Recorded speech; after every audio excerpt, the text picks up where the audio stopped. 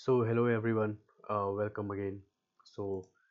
Continuing our topic on the entry of Europeans and the consolidation of British. So in the last video we have seen the entry of the Dutch and how the Dutch started trading. They came in early 17th century with the coming of Dutch East India Company, and then they started establishing various fortifications, and they started establishing multiple factories and multiple towns. So for the very first started with Masulipatnam in 1605. Then the second factory was at Nizampatnam.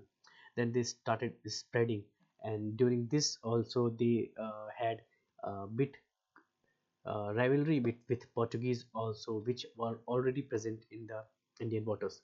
Uh, the Dutch had their presence on the Coromandel coast, on the Malabar coast, at various places. They were also present at Bengal province near Chinsurah. So they had multiple locations, factories like Surat, Bimlipattam, Karaikal, Chinsurah, Nagapatnam, Cochin. So uh, the throughout 17th century there was the era of their expansion, and they then have transportation as well as they were functioning as the redistributive trading practices. Also they were very much focused on the trading at the modern day Southeast Asian, that is the Indonesia area. And one of the very key important factor about them is that they were the first company to issue the shares. Then we saw that how with the growing importance, or with the coming of English East India Company, they had the rivalry with them. So we at one time we all had also seen that there was a rivalry between Dutch, Portuguese, as well as the other European companies. So these were the things. And then the 1623, the Dutch has massacred many Englishmen, which highlighted the rivalry between the European countries company. And then we have seen that how there was a compromise between the British and the English East India Company, where the the between the Dutch and the English East India Company, where the Dutch were totally focused on the Indonesia, whereas the British were focusing on the Indian trading centers, right? So they also secured a monopoly in some spices like black pepper and others, and they were also having some trade commodities with India like cotton, indigo, rice, and opium. Then we came with the coming of the English East India Company, and I have told you that we are going to study the expansion and consolidation of English East India Company in various phases. So the phase one starts with the coming of English East India Company by the late 1600, that is 31st March of 1600.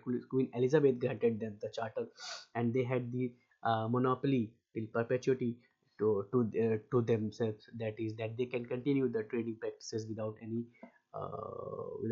hindrances, right? So these were there. Then in 1607 William Hawkins comes to Surat, and he went to Jahangir to get the permission. However, he did not get the permission initially, but because of his persuasive nature, because of his knowledge of Persian language, he got the permission by 1609.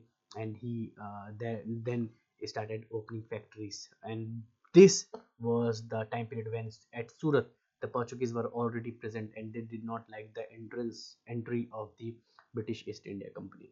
Then we saw a big rivalry between the Portuguese and the British and the Gujarat Sultan, that is the Sardar Khan. So there was a triangle sort of rivalry between these three, and which led to the Battle of Swalihole, where the Britishers became victorious, and this victory also garnered them the support from the Jahangir, whom after seeing their victory and their power, he started granting them permission to open factories at different positions. So it was in 1613 that they started their establishing their factory in Surat with the Thomas Ellsworth as the leading agent there.